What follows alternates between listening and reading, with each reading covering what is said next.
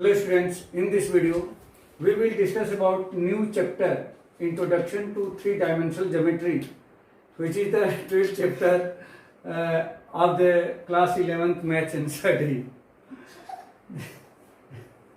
Name of this chapter is Introduction to Three-Dimensional Geometry. What is the three-dimensional geometry? In the short form, we can say three-dimensional geometry means 3D geometry. 3D, three-dimensional means 3D. What is meaning of 3D? Before the discussing this, as you know that 2D means two-dimensional geometry. That means if we want to represent any point in a plane, then there are two coordinates of that point are given, which is known as x coordinate and y coordinate, or axis and ordinate. Then we draw the x axis and y axis. Both axes divide the whole plane into four parts, and then we can represent the position or location of that point in that plane. Now, if you want to represent the location of any object, anything in the space, then you need to three-dimensional geometry or 3D geometry. If any object moving in the space, then there are three coordinates, and that coordinate is known as x coordinate, y coordinate and z coordinate.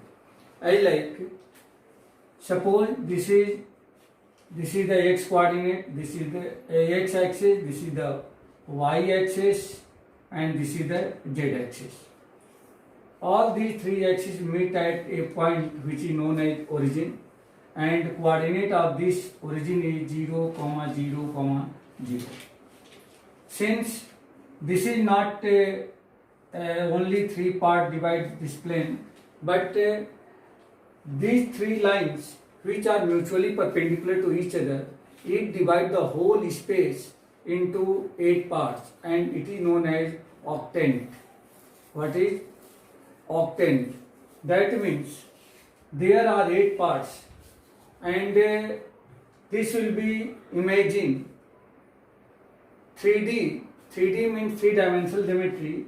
That means, as you see here, angle between x and y axis is 90 degree, but angle between y and z and x, these are the obtuse angle, but there is no obtuse angle. These are also right angle, because actual position of z axis is like this, and suppose this is the z axis, then the angle between z axis and x axis is always 90 degree, and between z axis and y axis is always 90 degree. So this is the only showing in the plane. That means you see that this angle and this angle are the obtuse angle, but there is no obtuse angle. These are the also right angle. That means in this situation, all three axes incline to each other at a right angle. If any object, like fan moving in the hall, if you want to find the location of this fan, then you should be required 3D. If you want to find the location of any flying aeroplane in the sky or flying bird in the sky, then you need the 3D geometry. Now, if we take any point in the x axis, y axis, z axis, that means in this 3D, and suppose this point is P, then we can consider the coordinate of this point will be x1, y1 and z1, because distance of this point from x axis is x1, from y axis is y1, and from z axis is z1. So coordinate of this point will be x1, y1, z1. But this point, if lie on the x axis anywhere, suppose this is the Q point, then coordinate of this point will be x1, 0, 0. because this point is lie on the x-axis. So except the x coordinate, both remaining two coordinate will be 0. And if this point lie on the y-axis, that means this point is r, so coordinate of this will be 0, y1, 0. And if that point lie on the z-axis and denoted by s, then this point will be, coordinate will be 0, 0, z1. Now, if we join Q to R, R to S and S to Q, then these are the plane QOR or ROS and SOQ.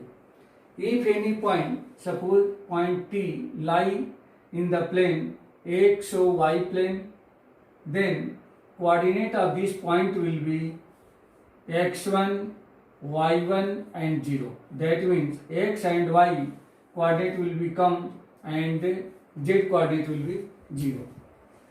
Now if point lie in this plane, that means y or z plane or only yz plane, then if suppose this point is u, then coordinate of this point will be considerable as 0, y1 and z1.